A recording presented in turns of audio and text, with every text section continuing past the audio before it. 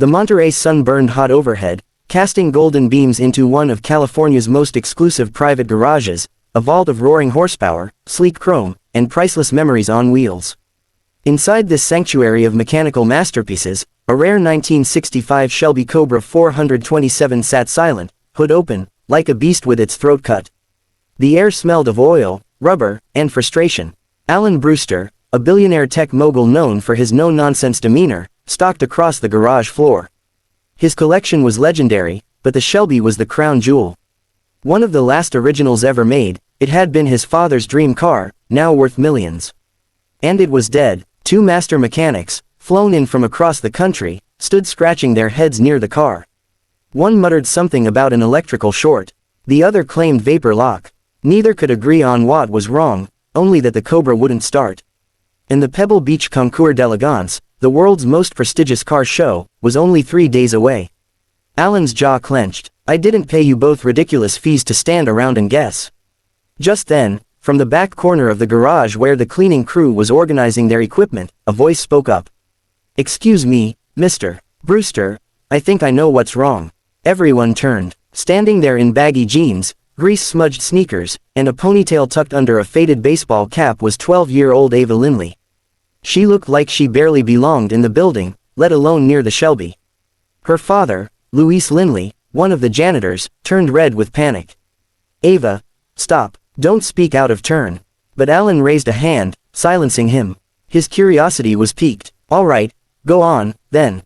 Ava's fingers nervously played with the hem of her hoodie. It's not the starter or the battery. I heard the solenoid click, so power's getting through. But if the cylinders aren't firing, then it's not getting fuel. My guess is the regulator's off, or the Weber carbs are clogged. Especially if it hasn't been driven regularly. The room went deathly silent. One of the older mechanics scoffed. Kid, those Webers are triple-synced racing carbs. You think you can just, what? Wiggle a wire and fix it? Ava didn't flinch. No, sir, I think I can tune them. And I won't wiggle any wires. Alan stared at her. And how would you know that? My dad used to be a race mechanic in El Salvador, she said, glancing proudly at Luis. He taught me everything since I was 5. I work on old Hondas and Chevys at home. Nothing like this, but engines talk if you know how to listen. Her voice was steady now. Alan studied her for a long moment, then nodded slowly. Show me. Luis stepped forward. Mr. Brewster, she's just a little girl. Please, if she messes anything up. If she messes it up, Alan cut in, I'll blame myself. Go ahead, Ava. Within moments, she had gloves on and her head under the hood. She didn't hesitate, her fingers dancing over parts like an artist finding rhythm on a piano.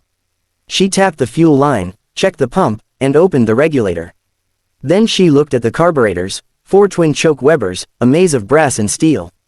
They're gorgeous, she murmured, more to herself than anyone else. The mechanics watched in disbelief as she methodically pulled off the carb top, cleaned the gummed jets with a precision pin, and replaced them. She tweaked the regulator exactly 1/2 turn, then straightened.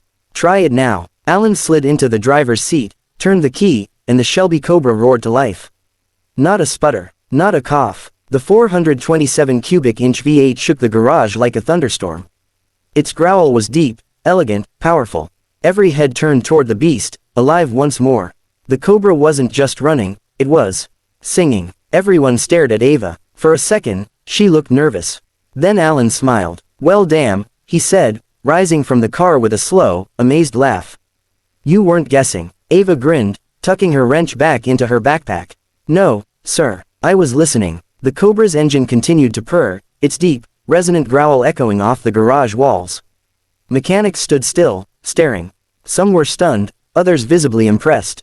No one said a word for nearly 10 seconds, until one of them clapped slowly, then another.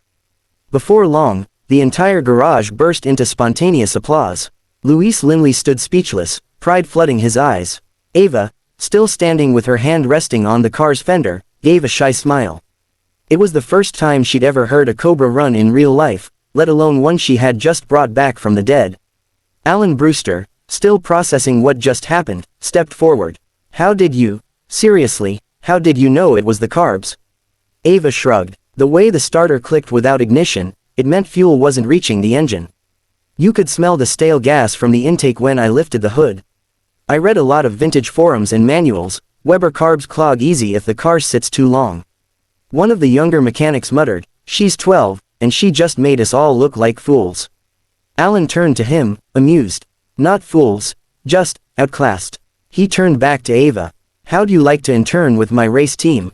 You'd start small, maybe sorting parts, helping our techs, but I want you in the shop. Paid, too." Louise choked. "Mr. Brewster, we can't accept." "You can," Alan said firmly. "And you should. Your daughter has something rare. Something you don't teach. Instinct." That evening, someone uploaded a video to TikTok, a shaky clip showing Ava under the hood, then the Cobra coming to life. The caption read, "12-year-old girl fixes Millionaire's Shelby Cobra in 15 minutes." Mechanics left speechless. The video exploded. By midnight, it hit over 2 million views. By morning, Ava's name trended on every social platform. Headlines poured in. The Cobra Whisperer. 12-year-old girl outsmarts pro mechanics. Future of automotive engineering. Meet Ava Linley, Shelby's youngest savior. Emails poured in. Car restoration magazines wanted interviews. 2 local news stations requested footage. Jay Leno's garage even reached out privately. Ava was overwhelmed. She'd always dreamed of working on real cars, but this was bigger than anything she imagined. She and her father spent the next day sorting through interview requests, scholarship offers, and even sponsorship inquiries from youth STEM programs.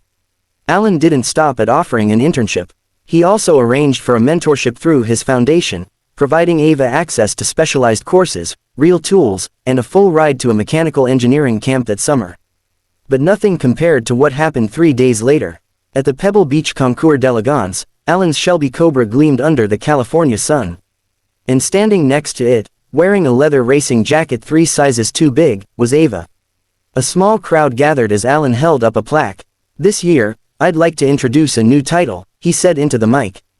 "Honorary Restorer of the Year. She's not certified, she's not even old enough to drive. But she brought this Cobra back to life when no one else could." He handed her the plaque. "Ladies and gentlemen, Ava Linley." The crowd erupted. Flashbulbs popped. Collectors came to shake her hand. Mechanics nodded in respect. Even one of the judges, a stoic man known for never cracking a smile, gave her a slow nod of approval. Ava gripped the plaque tightly, barely able to believe what was happening. Somewhere in the crowd, her father was wiping his eyes behind a pair of sunglasses. Her mom, FaceTiming from home, was crying and laughing at the same time. That night, as the sun dipped behind the California coast and the roar of engines gave way to soft jazz and clinking champagne glasses, Ava sat quietly beside the Cobra, tracing its curves with her eyes. To most, it was $1 million car. But to her, it was the door that opened everything.